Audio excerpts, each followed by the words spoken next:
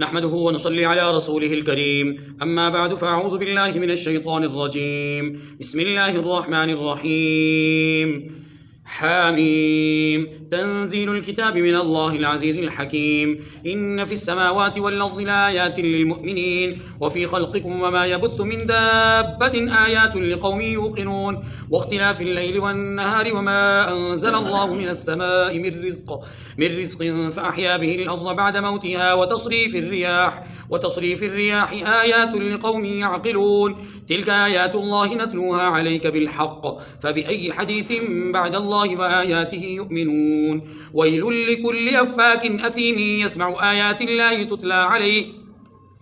تتلى عليه ثم يصر مستكبرا كأن لم يسمعها فبشره بعذاب أليم وإذا علم من آياتنا شيئا اتخذها هزوا أولئك لهم عذاب مهين من ورائهم جهنم ولا يغني عنهم ما كسبوا شيئا ولا ما اتخذوا من دون الله أولياء ولهم عذاب عظيم هذا هدى والذين كفروا بآيات ربهم لهم عذاب من رجز أليم الله الذي سخر لكم البحر لتجري الفلك فيه بأمره ولتبتغوا من فضله ولعلكم تشكرون وسخر لكم ما في السماوات وما في الأرض جميعا منه إن في ذلك لآيات لقوم يتفكرون قل للذين آمنوا يغفروا للذين لا يرجون أيام الله ليجزي قوما بما كانوا يكسبون من عمل صالحا فلنفسه ومن أساء فعليها ثم إلى ربكم ترجعون ولقد آتينا بني إسرائيل الكتاب والحكم والنبوة ورزقناهم من الطيبات وفضلناهم على العالمين وآتيناهم بينات من الأمر فما اختلفوا إلا من بعد ما جاءهم العلم بغيا بينهم إن ربك يقضي بينهم يوم القيامة فيما كانوا فيه يختلفون ثم جعلناك على شريعة من الأمر فاتبعها ولا تتبع أهواء الذين لا يعلمون إنهم لن يغنوا عنك من الله شيئا وإن الظالمين بعضهم أولياء بعض والله ولي المتقين هذا بصائر للناس وهدى ورحمة لقوم يوقنون أم حسب الذين اجترحوا السيئات أن نجعلهم كالذين آمنوا وعملوا الصالحات سواء محياهم ومماتهم ساء ما يحكمون صدق اللہ العظیم۔ سورۃ الجاثیہ کی ابتدائی 21 آیات آپ کے سامنے تلاوت ہوئیں۔ سورہ مبارکہ مکی صورت ہے، اس میں 37 آیات کریمہ اور 4 رکوعات ہیں۔ مکی زندگی کے آخری دور میں سورۃ الدخان کے بعد یہ سورہ مبارکہ نازل ہوئی۔ حوامیم سبعہ میں سے اس کا 6واں نمبر ہے اور نزول کے اعتبار سے بھی یہ حوامیم سبعہ میں سے 6 نمبر پر نازل ہوئی۔ اس سورہ مبارکہ میں اللہ تعالیٰ نے بنیادی طور پر توحید، رسالت، آخرت کے مسائل کو بیان کیا، قرآن کی عظمت کو بیان کیا۔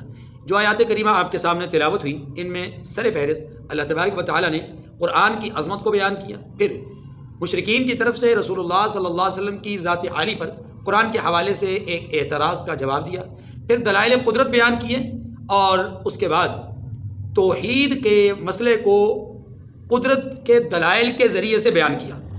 اس کے بعد اللہ تعالیٰ نے اہل ایمان کو عفو و درگزر سے کام لینے کا حکم دیا اور ساتھ ہی یہ بھی بتایا کہ دنیا میں جو آدمی خیر کا عمل کرتا ہے اس کا بھلا اس کے لیے ہے، شر کا عمل کرے گا تو اس کا نقصان اسی کو ہے، نہ خیر سے رب کو کوئی فائدہ نہ شر سے رب کو کوئی نقصان۔ اس بات کو سمجھانے کے لیے اللہ تعالیٰ نے حضرت موسیٰ علیہ السلام اور ان کی قوم بنی اسرائیل کو بیان کیا، ان پر اپنے انعامات کو ذکر کیا اور موسیٰ علیہ السلام کے نہ ماننے والوں کا ذکر کیا اور ماننے والوں کی کامیابی کا ذکر کیا۔ پھر آپ صلی اللہ علیہ وسلم کو اس ساری گفتگو کے تناظر میں ارشاد فرمایا کہ آپ کو اللہ نے ایک شریعت دی ہے، آپ اپنی شریعت کی پابندی کیجئے، ان مشرکین کا کہا نہ مانیے، یہ تو چاہتے یہ ہیں کہ آپ کو راہ حق سے برگشتہ کر لیں۔ رسول صلی اللہ علیہ وسلم کو یہ جملے کہہ کر کے امت کو تعلیم دی گئی ہے۔ آخر میں اللہ تعالیٰ نے ایک حسی مثال دی ہے یا عقلی مثال دی ہے اس بات کی کہ قیامت برپا ہوگی۔ حامیم حروف مقطعات میں سے ہے، اللہ عالم بمرادہ، سب سے جاندار اور صحیح درست بات یہی ہے۔ تنزیل الکتاب من اللہ العزیز الحکیم، اس کتاب کا اتارا جانا خدا غالب دانا کی طرف سے ہے۔ یہ گویا مشرکین کے سوال کا جواب بھی ہے، قرآن کی عظمت بھی ہے۔ مشرکین کہا کرتے کہ رسول صلی اللہ علیہ وسلم یہ قرآن اپنی طرف سے بنا کر پیش کر رہے ہیں یا عداس نامی طائف کے رہائشی غلام سے سن کر کے یہ قرآن لوگوں کے سامنے یہ باتیں بیان کر رہے ہیں. اللہ پاک نے فرمایا کہ بالکل غلط، میرے رسول پر تہمت اور الزام تراشی مت کرو. یہ کتاب تو اللہ نے تنزیل تھوڑی تھوڑی کر کے تدریجاً اللہ اتار رہے ہیں. ان فی السماوات والارض لآیات للمؤمنین، یہاں سے دلائل قدرت شروع ہوتے ہیں. بے شک آسمانوں اور زمین میں ایمان والوں کے لیے نشانیاں ہیں. کس کی؟ اللہ کی قدرت کی. آیات کا معنی دلیل بھی ہوتا ہے، آیات کا معنی معجزہ بھی ہوتا ہے، آیات کا معنی علامات بھی ہوتا ہے. یہاں دلائل جو کہ دلیل کی جمع ہے، آیات دلائل مراد ہیں کہ اللہ نے قدرت کے بہت سارے دلائل، یعنی اپنی قدرت کے بہت سارے دلائل تمہارے سامنے رکھے ہیں، زمین میں، آسمان میں. وفی خلقکم، اور تمہاری پیدائش میں بھی دلائل قدرت موجود ہیں. جیسا کہ قرآن مجید سورہ ذاریات میں یہ بات سمجھاتا ہے وفی انفسکم افلا تبصرون، تمہاری ذات میں بھی دلائل ہیں، کیا تم دیکھتے نہیں ہو. وما یبث من دابۃ آیات لقوم یوقنون، اور جانوروں میں بھی جن کو وہ پھیلاتا ہے یقین کرنے والوں کے لیے نشانیاں ہیں. جانوروں کے متعلق بہت زیادہ تفصیل سورۃ النحل میں ہمارے سامنے آ چکی. واختلاف الليل والنهار وما انزل الله من السماء من رزق فاحيا به الارض بعد موتها وتصريف الرياح آیات لقوم يعقلون. اور فرمایا رات اور دن کے آگے پیچھے آنے جانے میں، یعنی رات دن کے تغیر و تبدل میں، اور وہ جو اللہ نے آسمان سے رزق نازل فرمایا ہے. کیا روٹی آسمان سے آتی ہے؟ کیا گوشت ترکاریاں آسمان سے آتی ہیں؟ نہیں. آسمان سے رزق اتارا ہے کا معنی یہ سبب رزق اللہ نے آسمان سے اتارا. اور سبب رزق کیا ہے؟ یا ایھا الناس اعبدوا ربکم الذی خلقکم والذین من قبلکم لعلکم تتقون الذی جعل لکم الارض فراشا والسماء بناء وانزل من السماء ماء فاخرج به من الثمرات رزقا لکم. آسمان سے اللہ بارش برساتے ہیں، اس سے زمین میں رویدگی پیدا ہوتی ہے، وہیں سے اللہ پھل پھول فصلیں نباتات اور یہ چیزیں اگاتے ہیں جو انسانوں کے نفع کا اور انسان کے رزق کا ذریعہ ہے. ٹھیک ہے جی. تو یہاں پر آسمان سے رزق نازل کرنے کا معنی یہ کہ رزق کا سبب فاحیا بہ الارض بعد موتها، پھر اس سبب رزق یعنی بارش کے ذریعے سے زمین کو اس کے مر جانے کے بعد اس نے زندہ کیا. وتصریف الریاح، اور اس میں اور ہواؤں کے بدلنے میں، ان ساری چیزوں کے بدلنے میں یا ان ساری چیزوں میں کیا ہے؟ آیات لقوم یعقلون، عقل والوں کے لیے نشانیاں ہیں. تلک آیات اللہ نتلوها علیک بالحق. اب اس آیت کریمہ میں اللہ فرماتے ہیں کہ یہ اللہ کی آیتیں ہیں جو ہم تمہیں سچائی کے ساتھ پڑھ کر سناتے ہیں، یعنی اس قرآن کے ذریعے سے یہ آیات تمہارے سامنے رکھتے ہیں. یہ بات ختم ہو گئی. اب جو اگلا حصہ ہے اس کو سمجھنے سے پہلے ذرا سمجھیے. مشرکین کے عناد کو، مشرکین کی طرف سے ضد اور ہٹ درمی کو اللہ تبارک و تعالیٰ نے اس ایک جملے میں اور اگلی آیت کریمہ میں بیان کیا ہے. کیا؟ مشرکین قرآن مجید کے متعلق یہ کہا کرتے کہ یہ محمد خود سے بناتے ہیں یا کسی سے پڑھ کر کے ہمیں سناتے ہیں. اللہ پاک فرماتے ہیں یہ جو حدیث ہے نا، قرآن پاک کو یہاں پر حدیث کہا گیا. قرآن پاک کو یہاں کیا کہا گیا؟ حدیث. اللہ پاک فرماتے ہیں کہ یہ جو حدیث ہے جسے ہم نے آپ کی طرف اتارا ہے، اس حدیث کو لوگ شک کی نگاہ سے دیکھتے ہیں اور لوگ اس پر جھوٹ اور افواہ بکتے ہیں اور اس حدیث کے بارے میں دروغ گوئی سے کام لیتے ہیں. اور یہ جتنے دروغ گوئی سے کام لے رہے ہیں اللہ فرماتے ہیں یہ سارے کے سارے کھلم کھلا گناہگار ہیں. ان کا اپنا کردار یہ ہے کہ یہ گناہگار لوگ ہیں اور یہ آپ کی ذات پر الزام لگا رہے ہیں کہ آپ نعوذ باللہ اللہ پر جھوٹ بول رہے ہیں. حالانکہ جھوٹے یہ خود ہیں، گناہگار یہ خود ہیں، بدکار یہ خود ہیں. اب تک یہ آپ کو سچا، امانت دار اور دیانتدار اور نیک اور صالح سمجھتے رہے. اب جب آپ اللہ کی آیات کی بات کر رہے ہیں تو یہ آپ پر الزام تراشی کر رہے ہیں. تو اصل گناہگار یہ ہیں. دیکھیے فَبِأَيِّ حَدِيثٍ بَعْدَ اللَّهِ وَآيَاتِهِ يُؤْمِنُونَ، تو یہ اللہ اور اس کی آیتوں کے بعد کس بات پر ایمان لائیں گے؟ سورہ مرسلات کی آخری آیت کریمہ فَبِأَيِّ حَدِيثٍ بَعْدَهُ يُؤْمِنُونَ، بس اس قرآن کی آیات یا قرآن کے بعد کس حدیث پر یہ ایمان لائیں گے؟ یعنی اس سے بڑی کوئی بات ہوگی جس پر ایمان لائیں گے؟ اس سے بڑھ کر وَمَنْ أَصْدَقُ مِنَ اللَّهِ قِيلًا، اللہ سے زیادہ سچ بولنے والا کوئی ہے؟ یا اللہ جیسا کوئی سچا ہے؟ تو یہ اللہ کا کلام ہے. اب اس سے بڑھ کر کے کس کلام کا یہ انتظار کر رہے ہیں؟ فرمایا یہی سب سے عمدہ، سب سے اعلیٰ، سب سے برتر کلام ہے. اللہ الذی نزل احسن الحدیث کتابا متشابہا. احسن الحدیث یہ سب سے حسین، سب سے اعلیٰ، سب سے افضل حدیث ہے. حدیث بمانا کلام، حدیث بمانا بات. اللہ نے بات کی، اللہ نے کلام فرمایا. قرآن کو حدیث کہا اس لیے گیا کہ قرآن اللہ کا کلام ہے. تورات کو، زبور کو، انجیل کو حدیث نہیں کہا گیا کیونکہ وہ اللہ کا کلام نہیں، اللہ کی کتابیں. یہ اللہ کی کتاب نہیں، اللہ کا کلام ہے. کتاب کو ہم عرفاً کہتے ہیں، ورنہ اصل میں کیا ہے؟ اللہ کا کلام. تو اللہ کا کلام ہے. اللہ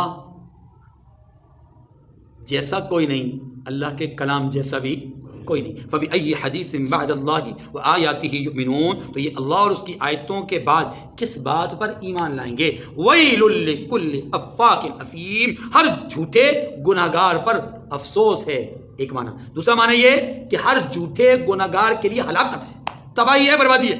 يَسْمَعُ آيَاتِ اللَّهِ تُتْلَىٰ عَلَيْهِ. یہ کون لوگ ہیں؟ یہ کون سا طبقہ ہے؟ فرمایا یہ وہ لوگ ہیں جو اللہ کی آیتیں ان کو پڑھ کر جب سنائی جاتی ہیں، ثم یصر مستکبرا، تو ان کو سن تو لیتا ہے. یسمع آیات اللہ، سن تو لیتا ہے، لیکن ثم یصر مستکبرا، پھر غرور سے ضد کرتا ہے، پھر غرور کرتا ہے اور ضد کرتا ہے. کأن لم یسمعها، گویا ان کو سنا ہی نہیں، سنی کو انسنا کر دیتا ہے. اس سے بڑا نادان، ناسمجھ اور بے وقوف کون ہوگا؟ اس لیے اللہ نے فرمایا فبشرہ بعذاب علیم. سو ایسے شخص کو دکھ دینے والے عذاب کی خوشخبری سنا دیجئے. دکھ دینے والا عذاب، اور اس پر لفظ کیا استعمال ہوا؟ خوشخبری. تو گویا ایک تو وہ عذاب کا مزدہ سنانا، عذاب کی بات سنانا، یہ خود ان کے لیے تکلیف دہ امر ہے، اور اوپر سے اس کو خوشخبری کے لفظ کے ساتھ تعبیر کیا گیا. یہ مزید جلتی پر تیل ڈالنے کے مترادف ہے، زخموں پر نمک چھڑکنے کے مترادف ہے، یعنی مزید تکلیف میں مبتلا کرنا ہے.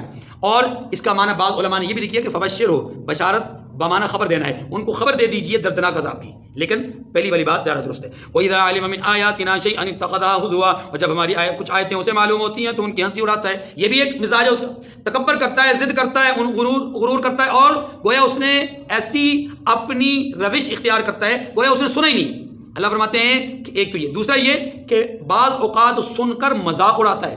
مثلا توجہ کیجیے، رسول اللہ صلی اللہ علیہ وسلم نے جب سورہ دخان کی آیات ان کو پڑھ کر سنائیں، ان شجرۃ الزقوم طعام الاثیم کالمہل یغلی فی البطون. یہ جو زقوم کا درخت ہے، تھوڑ کا درخت ہے، یہ اہل جہنم کی غذا ہوگا. مشرکین کے سامنے یہ آیات گئیں تو مشرکین نے اس پر مذاق کیا کیا؟ مشرکین نے کہا جی ہمارے ہاں تو زقوم کھجور کو کہا جاتا ہے.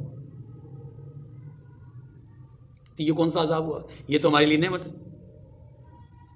آپ صلی اللہ علیہ وسلم نے سفر معراج کا ذکر فرمایا تو مشرکین نے آپ صلی اللہ علیہ وسلم کے ساتھ مذاق اڑایا کہ نعوذ باللہ محمد کیا بہکی بہکی باتیں کر رہے ہیں. آپ صلی اللہ علیہ وسلم نے قیامت کا ذکر فرمایا تو ان لوگوں نے بوسیدہ ہڈیاں لا کر کے رسول اللہ صلی اللہ علیہ وسلم کے سامنے یوں جھاڑی. ہمارے سامنے سورہ یاسین کے اختتام پہ یہ بات آ چکی. اللہ نے اس کا بھی تذکرہ فرمایا وَضَرَبَ لَنَا مَثَلًا وَنَسِيَ خَلْقًا. ہمیں تو مثالیں بیان کرتا ہے اور خود اپنی مثال یعنی اپنی تخلیق کو بھول گیا ہے. یہ ساری آپ باتوں کا ان باتوں پہ غور کریں تو آپ کو نظر آئے گا کہ مشرکین جگہ جگہ جہاں ان کو موقع ملتا وہ مذاق کرتے یا سنی کو انسنی کر دیتے، کہتے جی ہم نے سنا ہی نہیں. اور قرآن پاک نے اس کو ذکر کیا بار بار کئی جگہ پہ ذکر کیا. سورہ حامیم سجدہ میں بیان نہیں کیا کہ کہا کرتے تھے وَفِي آذَانِنَا وَقْرٌ وَمِن بَيْنِنَا وَبَيْنِكَ حِجَابٌ فَعْمَلْ إِنَّنَا عَامِلُونَ. ہمارے کانوں پہ پردے پڑے ہوئے ہیں، ہمارے آپ کے درمیان جو ہے وہ بلاکس ہیں، ہمارے آپ کے درمیان پردے ہیں. ہاں جی، ہم آپ اکٹھے نہیں ہو سکتے. آپ کا راستہ جدا، ہمارا راستہ جدا، آپ کا عمل الگ، ہمارا عمل الگ. آپ ایک سے سب کچھ ہونے کا یقین رکھتے ہیں اور ہمارے یہاں 360 ہیں پھر بھی مسائل حل نہیں ہو رہے. تو بھیا ہم کیسے مانیں؟ بات سنا نہیں آ رہی. تو یہ جو طرز تھا ان کا، یہ ان کا طرز، یہ انداز استہزاء والا تھا. کیا تھا؟ مذاق والا. اللہ پاک نے اسی کو ذکر کیا وَإِذَا عَلِمَ مِنْ آيَاتِنَا شَيْئًا. اور جب ہماری کچھ آیتیں سے معلوم ہو جاتی ہیں، یعنی کچھ آیات ان کو پڑھ کر کے سنائی جاتی ہیں تو اتخذها ہزوا، ان کی وہ ہنسی اڑاتا ہے. اولئک لهم عذاب مہین، ایسے لوگوں کے لیے ذلیل کرنے والا عذاب ہے. من ورائہم جہنم، ورا کے دو معنی آتے ہیں، آگے پیچھے. من ورائہم جہنم کا معنی یہ ہوگا کہ ان کے آگے دوزخ ہے. ان کی زندگی، اس زندگی کے آگے جو زندگی ہے وہاں کیا ہے؟ دوزخ ہے. ولا یغنی عنہم ما کسبوا شیئا ولا ما اتخذوا من دون اللہ اولیاء. اور جو کام وہ کرتے رہے کچھ بھی ان کے کام نہیں آئیں گے.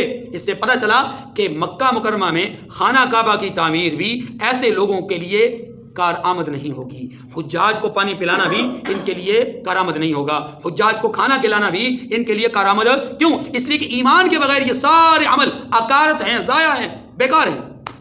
وَلَا مَتَّخَذُوا مِن دُونِ اللَّهِ أَوْلِيَاءَ، اور نہ وہی کام آئیں گے جن کو انہوں نے اللہ کے سوا معبود بنا رکھا ہے. یعنی جو اللہ کے ساتھ جن کو اللہ کے ساتھ شریک سمجھتے تھے وہ بھی قیامت کے دن کوئی کام نہیں آئیں گے. اور قرآن پاک نے بار بار ان کا ذکر کیا. وَلَهُمْ عَذَابٌ عَظِيمٌ، اور ان کے لیے بڑا عذاب ہے. پہلے کہا دردناک عذاب، پھر کہا ذلت والا عذاب، پھر کہا بڑا عذاب. ان کو ایسا عذاب دیا جائے گا کہ وہ عذاب اپنی وسعت کے اعتبار سے نہ ختم ہونے والا ہوگا، عظیم، اور اپنی کیفیت کے لحاظ سے وہ ایسا ہوگا کہ ذلت اور رسوائی والا، اور ساتھ ہی وہ ایسا عذاب ہوگا کہ جو درد پہنچانے والا ہو. احساس کے اعتبار سے وہ عذاب کیا ہوگا؟ دردناک ہوگا. ہاذا ہدا، فرمایا یہ قرآن، یہ کتاب تو ہدایت ہی ہدایت. ہاذا ہدا، یہ تو ہدایت ہی ہدایت ہے. ذالک الکتاب لا ریب فیہ ھدی للمتقین، ھدی للعالمین، یہ عالمین کے لیے ہدایت کا ذریعہ ہے، متقین اس سے ہدایت پاتے ہیں. والذین کفروا بآیات ربہم لہم عذاب من رجز علیم، اور جو لوگ اپنے پروردگار کی آیتوں سے انکار کرتے ہیں انہیں سخت قسم کا درد دینے والا عذاب ہوگا. اللہ الذی، یہاں تک بھی اللہ تبارک و تعالیٰ نے دلائل قدرت کو بھی بیان کیا، مشرکین کے عناد اور ان کے دردناک عذاب کو بیان کیا. پھر آگے توحید کا مسئلہ بیان کیا جا رہا ہے دلائل قدرت کو کے ساتھ، یعنی دلائل قدرت کے ساتھ توحید کے معاملے کو بیان کیا جا رہا ہے. اللہ الذی سخر لکم البحر، اللہ ہی تو ہے جس نے دریا کو تمہارے قابو کر دیا. تسخیر دو معنی رکھتی ہیں، میں پہلے اس میں تفصیلاً بات کر چکا ہوں، صرف اشارات کر رہا ہوں. تسخیر کے دو معنی، ایک معنی یہ ہے کہ وہ چیزیں جو اللہ نے انسان کے قبضے میں دے کر کے مسخر کی ہیں، جیسا کہ جانور وغیرہ، سورۃ النحل میں ہم تفصیل سے پڑھ چکے. وہ الذی سخر لکم الانعام لترکبوا منها، اللہ وہ ذات ہے جس نے تمہارے لیے چوپایوں کو مسخر کیا تاکہ تم ان پر سواری کرو، ان پر بار برداری کرو، ان پر جو ہے سامان ایک دوسری جگہ سے منتقل کرو وغیرہ وغیرہ. تو ایک معنی یہ ہے تسخیر کا کہ کوئی شے انسان کے قبضے میں آئے اور ساتھ ساتھ اس کے لیے مسخر بھی ہو، یعنی وہ اس کو اپنے استعمال میں لائے. یہ ایک تسخیر کا دوسرا معنی یہ ہے انسان اس سے فائدہ تو اٹھائے لیکن قبضہ اس پر نہ ہو. سخر لکم الشمس والقمر، اللہ نے تمہارے لیے سورج کو، چاند کو مسخر کیا ہے. اب یہ دیکھیں انسان کے لیے تسخیر تو ہے ان کی، یعنی انسان ان چیزوں سے فائدہ اٹھاتا ہے لیکن انسان کے قبضے میں نہیں ہے. یہاں پر بھی انہی چیزوں کی ذکر کیا ہے، انہی چیزوں کو بیان کیا ہے کہ سخر لکم البحر، اللہ نے تمہارے لیے دریا کو مسخر کر دیا. اب دریا کس کے قبضے میں ہے؟ کسی کے قبضے میں نہیں. دریا تو انسان کے لیے مسخر ہے، یعنی انسان دریا سے فائدہ اٹھاتا ہے. مسخر کیوں کیا اللہ نے؟ اس کے فوائد اور اس کے مقاصد کو بیان کیا. نمبر 1 لتجری الفلک فیہ بامرہ، تاکہ اس کے حکم سے اس میں کشتیاں چلیں، یعنی اللہ کے حکم سے اس دریا میں کشتیاں چلیں، اور وہ کشتیوں کے چلانے کا مقصد انسانوں کو فائدہ پہنچانا. وَلِتَبْتَغُوا مِنْ فَضْلِهِ، دوسرا فائدہ، اور تاکہ تم اس کے فضل سے تلاش کرو، یعنی اس کا فضل تلاش کرو یا اس کے فضل سے مال اور معاش اور متاع تلاش کرو. وَلَعَلَّكُمْ تَشْكُرُونَ، اور تیسرا فائدہ، اور تاکہ تم شکر ادا کرو. غور کیجیے گا، امام شاہ ولی اللہ محدث دہلوی رحمۃ اللہ علیہ فرماتے ہیں کہ ہر انسان کے لیے اللہ تبارک و تعالی نے 2 چیزیں رکھی ہیں. اب یہ دونوں چیزیں انسان کی ضرورت ہیں. ایک کا نام ارتفاق ہے اور دوسرے کا نام اقتراب ہے. ارتفاق کا معنی یہ ہے وہ تمام لوازمات، وہ تمام چیزیں جو انسان کو زندگی گزارنے کے لیے ضرورت ہوں، ان تمام چیزوں کو ارتفاق کہا جاتا ہے، جس کو ہم کسب معاش کہتے ہیں، جس کو ہم حصول رزق کہتے ہیں، جس کو ہم مال کمانا کہتے ہیں، جس کو ہم کہتے ہیں کہ اللہ کے رسول صلی اللہ علیہ وسلم نے فرمایا فریضۃ بعد الفرائض، کہ کسب حلال کمانا فرائض کی ادائیگی کے بعد ایک اہم فریضہ ہے. یہ بھی فرائض میں سے ہے. اور اپنی اولاد کے لیے، اپنے زیر کفالت لوگوں کے لیے، جن لوگوں کی خدمت کا ذمہ اس نے لے رکھا ہے، ان کے لیے مال کمانا اس پر اسی طرح لازم ہے جس طرح دیگر عبادات لازم ہے. بات سمجھ رہی؟ رزق حلال کمانا یہ دیگر فرائض کے بعد ایک اہم فریضہ ہے. اتنی بات سمجھ گئے؟ اب امام شاہ ولی اللہ محدث دہلوی رحمۃ اللہ علیہ فرماتے ہیں کہ ارتفاق کا معنی یہ ہے کہ انسان کی اپنی ضرورت یا اس سے وابستہ لوگوں کی ضرورت کے لیے جتنی چیزیں لوازمات میں سے، اس سارے لوازمات کا نام کیا ہے؟ ارتفاق. اسی کو قرآن نے خیر کہا، اسی کو قرآن نے فضل کہا. وَابْتَغُوا مِنْ فَضْلِ اللَّهِ يَا أَيُّهَا الَّذِينَ آمَنُوا إِذَا نُودِيَ لِلصَّلَاةِ، کیا فرمایا؟ جب تم نماز ادا کر چکو تو وَابْتَغُوا مِنْ فَضْلِ اللَّهِ وَاذْكُرُوا اللَّهَ كَثِيرًا لَعَلَّكُمْ تُفْلِحُونَ. پھر اب اللہ کے رزق کو تلاش کرو. اللہ پاک نے اپنے حبیب صلی اللہ علیہ وسلم کی جماعت صحابہ کرام کا تعارف کرواتے ہوئے ایک بات فرمائی.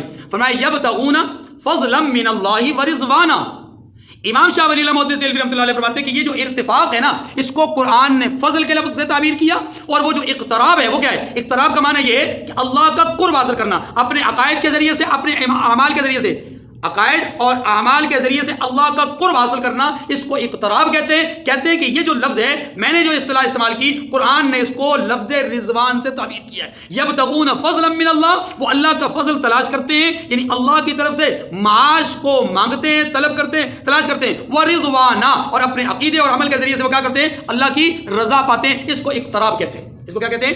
اقتراب۔ تو دونوں چیزیں لازم ہیں۔ اللہ پاک نے اسی چیز کو یہاں پر بیان کیا، وَلِتَبْتَغُوا مِن فَضْلِهِ، تاکہ تم اس کا فضل تلاش کرو، یعنی اس کے فضل سے رزق تلاش کرو۔ یہ کیا ہے؟ ارتفاق۔ وَلَعَلَّكُمْ تَشْكُرُونَ، اور یہ کہ تم اللہ کا شکر ادا کرو۔ جب آدمی اللہ کا شکر ادا کرتا ہے، اللہ کیا فرماتے ہیں؟ لَئِن شَكَرْتُمْ لَأَزِيدَنَّكُمْ، تم شکر ادا کرو گے میں تمہارے لیے اپنی نعمتوں میں اضافہ کروں گا۔ گویا اللہ راضی ہو جاتے ہیں، اور یہی رضوان اقتراب کا نتیجہ ہے۔ وَسَخَّرَ لَكُم مَّا فِي السَّمَاوَاتِ وَمَا فِي الْأَرْضِ جَمِيعًا مِّنْهُ، اور جو کچھ آسمانوں میں ہے اور جو کچھ زمین میں ہے، سبھی کو اپنے حکم سے تمہارے کام میں لگا دیا اللہ نے۔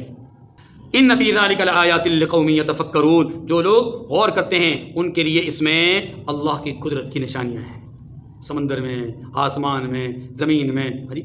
قل للذین، یہاں بات ختم ہو گئی، دلائل قدرت کے ساتھ اللہ نے توحید کو بیان کیا۔ اب اگلی بات، اہل ایمان کو مشرکین کی روش پر معافی تلافی کرنے کا اللہ تبارک و تعالیٰ حکم فرما رہے ہیں، ترغیب دے رہے ہیں۔ قل للذین آمنوا، محبوب آپ مومنوں سے کہہ دیجئے، یغفروا للذین لا یرجون ایام اللہ، جو لوگ اللہ کے دنوں کی توقع نہیں رکھتے ان سے درگزر کریں۔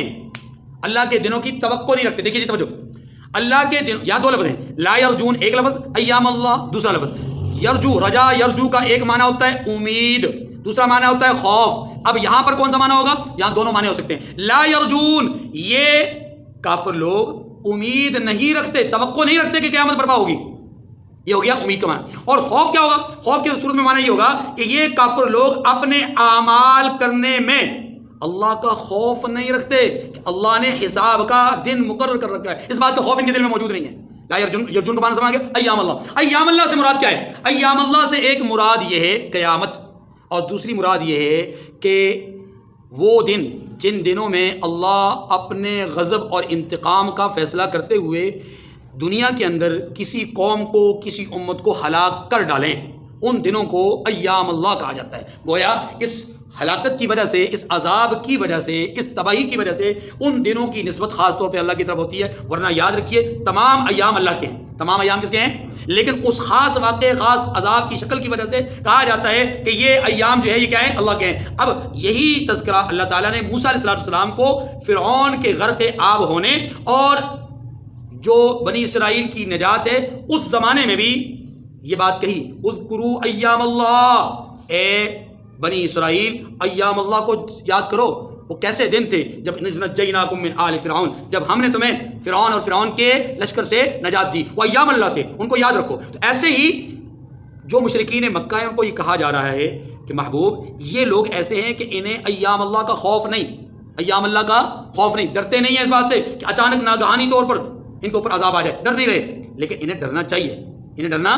اللہ فرماتے ہیں لیجزی قوما بما كانوا یکسبون، یہ وہ دن ہے کہ وہ ان لوگوں کو ان کے اعمال کا بدلہ دے گا۔ من عمل صالحا فلنفسه، جو آدمی بھی نیک عمل کرے گا اس کے اچھائی کا صلہ خود اس کے لیے ہے۔ ومن اساء فعليها، اور جو برا کام کرے گا تو ان کا ضرر بھی اسی کو ملے گا۔ ثم الى ربكم ترجعون، پھر تم اپنے پروردگار کی طرف لوٹ کر جاؤ گے۔ یہ بات سمجھائی گئی، اس سے پہلے مشرکین کا عناد سمجھایا گیا، اور یہ بھی سمجھایا گیا کہ اے اہل ایمان تم ان کو معاف کر دو، اللہ خود دیکھ لے گا۔ اب یہی تین باتیں سمجھانے کے لیے موسیٰ علیہ السلام اور ان کی قوم بنی اسرائیل کا ذکر کیا گیا۔ وَلَقَدْ آتَيْنَا بَنِي إِسْرَائِيلَ الْكِتَابَ وَالْحُكْمَ وَالنُّبُوَّةَ وَرَزَقْنَاهُم مِّنَ الطَّيِّبَاتِ وَفَضَّلْنَاهُمْ عَلَى الْعَالَمِينَ، اور ہم نے بنی اسرائیل کو کتاب یعنی ہدایت والی کتاب جس کو تورات کہا جاتا ہے، اور حکومت یا حکمت کی باتیں، اور نبوت اور نبوت بخشی ہے، وَرَزَقْنَاهُم مِّنَ الطَّيِّبَاتِ، اور پاکیزہ چیزیں عطا فرمائی ہیں، وَفَضَّلْنَاهُمْ عَلَى الْعَالَمِينَ، اور انہیں اہل عالم پر فضیلت عطا فرمائی ہے۔ 5 انعامات ذکر ہوئے ہیں۔ نمبر 1 بنی اسرائیل کو کتاب دی، تورات، اس سے مراد تورات ہے۔ نمبر 2 حکم عطا کیا، حکم سے مراد 2 چیزیں ہیں۔ نمبر 1 حکمت دانائی کی باتیں، یعنی انبیاء علیہ السلام نے ان کو بڑی بڑی حکمانہ اور جو ہے وہ بڑی بصیرت والی باتیں ان کو سمجھائیں۔ دوسرا اس کا معنی یہ ہے کہ والحکمہ یعنی حکومت عطا کی ہے۔ آپ دیکھیں دنیا کے اندر بڑی بڑی حکومتیں، بڑا سے بڑا اقتدار اللہ نے کس کو عطا کیا ہے؟ بنی اسرائیل کو عطا۔ تو بنی اسرائیل میں ایک انبیاء کی طویل فہرست ہے، اسی طریقے سے بنی اسرائیل میں بڑے بڑے بادشاہ گزرے، اللہ پاک نے دونوں نعمتوں کو ذکر کیا، والحکم حکومت بھی، بصیرت بھی، اور والنبوت اور نبوت بھی بخشی ہے. 3 انعامات ہو گئے، کتاب، حکومت، نبوت، اور چوتھا کہ ورزقناہم من الطیبات، پاکیزہ چیزیں عطا. کیسی پاکیزہ چیزیں؟ آپ جانتے ہیں من و سلوہ، بغیر محنت بغیر مشقت کے اللہ نے ان کو عطا کیا. وفضلناہم علی العالمین، اور 5ویں بڑی نعمت یہ ہے انہیں ان سے پچھلی تمام امتوں اور اقوام اور لوگوں میں ہم نے کیا بخشی؟ فضیلت بخشی. وآتیناہم بینات من الامر، اور ان کو دین کے بارے میں دلیلیں عطا کی. دین کے بارے میں کیا مطلب دلائل سے ان کو مزین کیا. فمختلفوا الا من بعد ما جاءهم العلم بغيا بينهم، تو انہوں نے جو اختلاف کیا تو علم آ جانے کے بعد آپس کی ضد کی وجہ سے، گویا آپس میں عصبیت کی بنیاد پر، قومیت کی بنیاد پر ان میں افتراق اور انتشار پیدا ہوا. اشارہ اس بات کی طرف اے محبوب آپ کی جماعت بھی اس وقت تک خیر پر رہے گی جب تک یہ آپ کی پیروی کرتے رہیں گے، آپ کی امت. اور جب آپ کی امت آپ کی اتباع کو ترک کر دے گی تو پھر ان میں کیا پیدا ہو جائے گا؟ اختلاف. اور آج ہم اسی اختلاف کا شکار ہیں. چلیے، ان ربک یقضی بینہم یوم القیامۃ فیما کانوا فیہ یختلفون، بے شک تمہارا پروردگار قیامت کے دن ان میں ان باتوں کا جن میں وہ اختلاف کرتے تھے فیصلہ کرے گا. ثم جعلناک علی، یہ بات ختم ہو گئی. اب آخری 2 باتیں. ثم جعلناک علی شریعۃ من الامر فاتبعها ولا تتبع اهواء الذین لا یعلمون، پھر ہم نے آپ کو دین کے کھلے راستے پر قائم کر دیا تو اسی راستے پر چلتے رہیے اور نادانوں کی خواہشوں کے پیچھے نہ چلیے. توجہ کیجیے، اللہ نے اپنے حبیب کو فرمایا کہ ہم نے آپ کو شریعت دی ہے، اس شریعت کی پیروی کیجیے. یہ بات تفصیلاً سورہ شورا میں عرض کر چکا. شریعت کیا ہے، دین کیا ہے، ہاں جی، اور ملت کیا ہے، ان تمام اصطلاحات پہ میں تفصیلاً بات کر چکا. یا صرف اتنا سمجھ لیجیے کہ دیگر انبیاء کی طرح حضور علیہ السلام کو بھی اللہ تبارک و تعالیٰ نے آپ کی امت کے لیے مختلف وہ احکامات عطا فرمائے جو احکامات پچھلی امتوں میں نازل نہیں ہوئے تھے. انہی احکامات کا نام شریعت ہے. انہی احکامات کا نام کیا ہے؟ شریعت. اب یہ جو شریعت ہے رسول اللہ صلی اللہ علیہ وسلم کو جو ملی، یہ آخری شریعت ہے. اسی شریعت کے متعلق اللہ نے فرمایا الیوم اکملت لکم دینکم واتممت علیکم نعمتی. دین بھی تمام، نعمت نبوت بھی تمام. دین بھی مکمل یعنی شریعت بھی مکمل اور منصب نبوت بھی مکمل. اب اس کے بعد نہ کوئی شریعت ہے، نہ کوئی نبوت ہے، نہ کوئی رسالت ہے. بس آپ اس سلسلے کی آخری کڑی انا والساعۃ کہاتین. اب آپ اور آپ کے بعد قیامت ہے. اب آپ ہیں اور آپ کے بعد کیا ہے؟ قیامت ہے، جس کا اعلان آپ نے خود فرمایا انا خاتم النبیین لا نبی بعدی، میں آخری نبی، میرے بعد کوئی نبی. انا العاقب الذی لا نبی بعدہ، میں وہ آخری آنے والا نبی ہوں کہ میرے بعد کوئی نبی نہیں ہوگا. مختلف روایات، 200 صحیح حدیث اور 100 قرآن کی آیات جو بتاتی ہیں کہ اللہ کے نبی حضرت محمد صلی اللہ علیہ وسلم بن عبداللہ، یہ قریشی مکی اور یہ جو ابراہیم علیہ السلام کی اولاد میں سے، حضرت اسماعیل علیہ السلام کی اولاد میں سے ہیں، یہ آخری نبی ہیں. آپ کے بعد کوئی نبی کسی طرح کا کوئی نبی نہیں ہے. آپ کو جو شریعت ملی، اللہ فرماتے ہیں اس شریعت کی آپ خود پیروی کیجیے. پتہ یہ چلا کہ ہر نبی اپنے دین کا پہلا مومن ہوتا ہے. ایک بات. دوسری بات، ہر نبی، ہر رسول اپنی شریعت کا پہلا متبع ہوتا ہے، اتباع کرنے والا ہوتا ہے. یعنی گویا نبی اپنی شریعت پر خود پہلے عمل کرنے والا ہوتا ہے، پھر دوسروں کو عمل کی دعوت دیتا ہے. اس سے یہ بھی پتہ چلا کہ اللہ نے اپنے حبیب کو جب کہہ دیا کہ محبوب آپ اپنی شریعت پر عمل کیجئے، تو جب حضور علیہ السلام کے لیے شریعت پر عمل کرنے کا حکم ہے تو میں اور آپ کس باغ کی مولی ہیں کہ ہم شریعت پر عمل نہ کریں؟ ہاں جی، بات مانگی. چلیں، دوسری بات یہاں پر کیا کہی گئی؟ وَلَا تَتَّبِعْ أَهْوَاءَ الَّذِينَ لَا يَعْلَمُونَ، جو نادان ہیں ان کی خواہشوں کی پیروی نہ کیجیے. کہا یہ جا رہا ہے کہ اے محبوب آپ ان نادانوں کی خواہشات کی پیروی کریں گے تو یہ تو آپ کو چاہتے یہی ہے کہ آپ کو رائے حق سے برگشتہ کرتے ہیں، اور آپ نے ایسا کرنا نہیں. إِنَّهُمْ لَن يُغْنُوا عَنْكَ مِنَ اللَّهِ شَيْئًا. اب اللہ نے ایک اور بات فرما دی قیامت کے حوالے سے. فرمایا یہ اللہ کے سامنے آپ کے کسی کام نہیں آئیں گے. یعنی جب قیامت کا دن ہوگا تو آپ کے کسی کام نہیں آئیں گے. یہ کیا، کس بات کے نتیجے میں کہا جا رہا ہے؟ کہ اگر آپ نے ان کی پیروی کی. دیکھیے میں واضح طور پہ یہ بات کہہ رہا ہوں، اللہ اپنے حبیب کو کہہ رہے ہیں لیکن سنا نہیں رہے. سنا امت کو رہے ہیں، سمجھا امت کو رہے ہیں کہ اے امت محمدیہ، اگر تم ان کفار کا کہا مانو گے تو یہ کفار تمہارے قیامت کے دن کوئی کام، اللہ کے نبی تو کسی کا کہا مان ہی نہیں سکتے. بات ہماری. اچھا، وَإِنَّ الظَّالِمِينَ بَعْضُهُمْ أَوْلِيَاءُ بَعْضٍ، اور ظالم لوگ ایک دوسرے کے دوست ہوتے ہیں. واللہ ولی المتقین، اور اللہ پرہیزگاروں کا دوست ہے. کتنی بڑی بات کی ہے. فرمایا ظالم کا دوست ہوتا ہے اور اللہ بچنے والوں کا دوست ہے. ھذا بصائر للناس وہدی ورحمہ لقوم یوقنون. یہ بات جو کہی گئی ھذا ہدی، یہ کس کے متعلق؟ قرآن کے متعلق. فرمایا یہ قرآن لوگوں کے لیے بصیرت کی چیز ہے، یعنی دانائی کی چیز ہے. بصارت آنکھوں سے دیکھنے کے معنی میں آتا ہے اور بصیرت دل سے دیکھنے کے معنی. اتقوا فراست المومن، مومن کی فراست سے بچو. یعنی مومن فَإِنَّهُ يَنظُرُ بِنُورِ اللَّهِ، کہ وہ اللہ کے نور سے دیکھ رہا ہوتا ہے. کیا معنی؟ معنی یہ اس کے دل کی جو روشنی ہے وہ اس قدر بڑی ہوئی ہوتی ہے کہ جو عام آدمی کو محسوس نہیں ہوتا اسے محسوس ہو جاتا ہے. وہ سمجھ جاتے ہیں کہ اس بدبخت کی زبان سے گستاخی کی بو آ رہی ہے، اس کے نظریات آنے والے دنوں میں گمراہانہ ہوں گے، اس کی بو آ رہی ہے، ہوتے نہیں، ابھی نظر کچھ نہیں آتا لیکن وہ پہلے ہی بتا دیتے ہیں۔ اسے کہتے ہیں فَإِنَّهُ يَنظُرُ بِنُورِ اللَّهِ، کہ اللہ کے نور کے ساتھ وہ دیکھتے ہیں۔ اللہ پاک فرماتے ہیں یہ قرآن، جس کو قرآن سمجھ میں آ گیا، جو قرآن کے ساتھ جڑ گیا، جو قرآن کے ساتھ وابستگی اختیار کر گیا، وہ اللہ کے نور سے دیکھتا ہے، بصیرت اللہ اسے عطا فرما دیتے ہیں۔ یہ قرآن بصیرت عطا کرتا ہے، اور اللہ خود فرماتے ہیں مَن يُرِدِ اللَّهُ بِخَيْرٍ يُفَقِّهْهُ فِي الدِّينِ، جس کے ساتھ اللہ بھلائی کا خیر کا ارادہ کرتے ہیں اللہ اسے دین کی فہم نصیب فرماتے ہیں۔ اور قرآن سرچشمہ دین ہے، دین کا مرکز ہے، دین کی بنیاد قرآن ہے۔ فرمایا ھذا ھدا ھذا بصائر، یہ قرآن بصیرت کی چیز ہے، کس کے لیے؟ لوگوں کے لیے، یعنی دانائی کی باتیں ہیں لوگوں کے لیے۔ وہدا، اور ان دانائی کی باتوں پہ توجہ، ان دانائی کی باتوں کا نتیجہ کیا ہے کہ یہ قرآن ایسی دانائی ہے کہ جو آپ کو سیدھا راستہ دکھاتی ہے۔